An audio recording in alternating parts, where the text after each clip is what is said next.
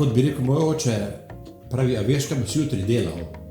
Pa če rečem ja, potem reče, pol je v redu, ne? Skratka, dan, v katerem imaš svoje poslanstvo, pa ga potem tudi izvršuješ.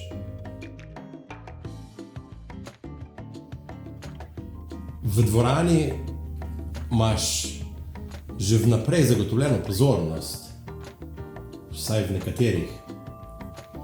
Na ulici se pa moraš boriti za pozornost, ne?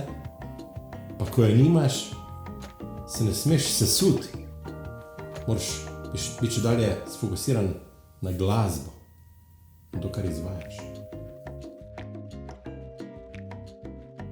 Ja, se to je nekako čisto naravno, da pač ljudje govorimo v jezike, v nekih dialektih. Prav tako je naravno, da vsak človek svojo glasbo izraža skozi nek dialekt, ki je človeku blizu. In prav ta lepota, ki jo nosijo v sebi ti dialekti, tako v govoru kot v glasbi, je tisto, kar je mene očaralo kot neko nasprotje univerzalnemu jeziku. Imam veliko muh, to pomeni majhnih zadev, katerim se težko odrečem, recimo jutranji kavi. Ampak drugače pa sem zelo prilagodljiv. Pa če je treba, se lahko odrečem vsemu, še igranju. Dobri družbi, žlahtnim srečanjem z drugimi ljudmi, predvsem zanimivimi, ker obstajajo dve vrsti srečanj. Srečanje z ljudmi, s katerimi je dolg čas, in srečanje z ljudmi, pri katerih dobiš oboje.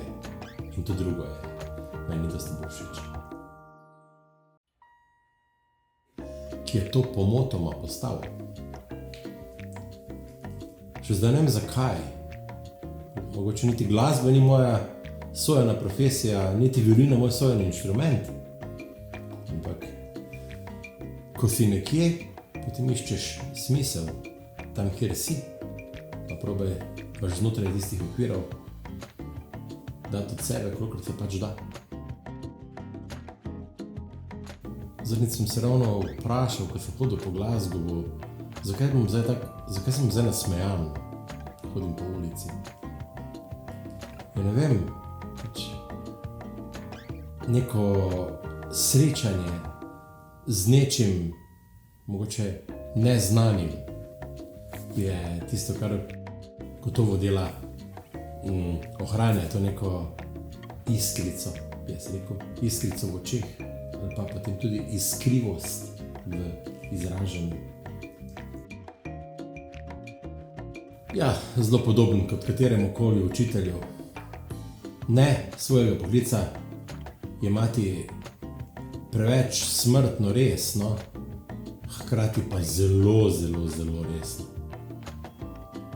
Preden zahtevamo to in ono, moramo imeti širšo sliko o tem, kar bo to ali ono pomenilo v življenju naših učencev.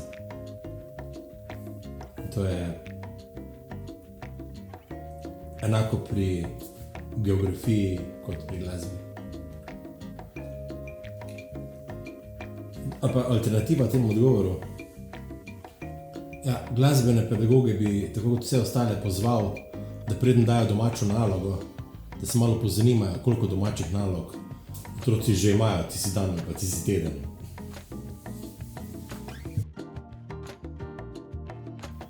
Da sem neznansko srečen, da lahko skupaj igrava. Tudi glasbenega partnerja danes v pomanjkanju časa, vse splošnem, ni lahko najti.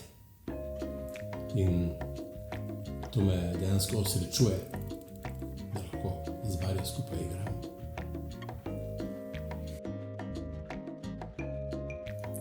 Prosim, ne mi zameriti, ko promoviram geslo, da obljubim, da se ne bo umetniško izražal. Nič nimam proti nikomer, ki se umetniško izraža. le sam se s tem nekako ne morem najbolj poistovetiti.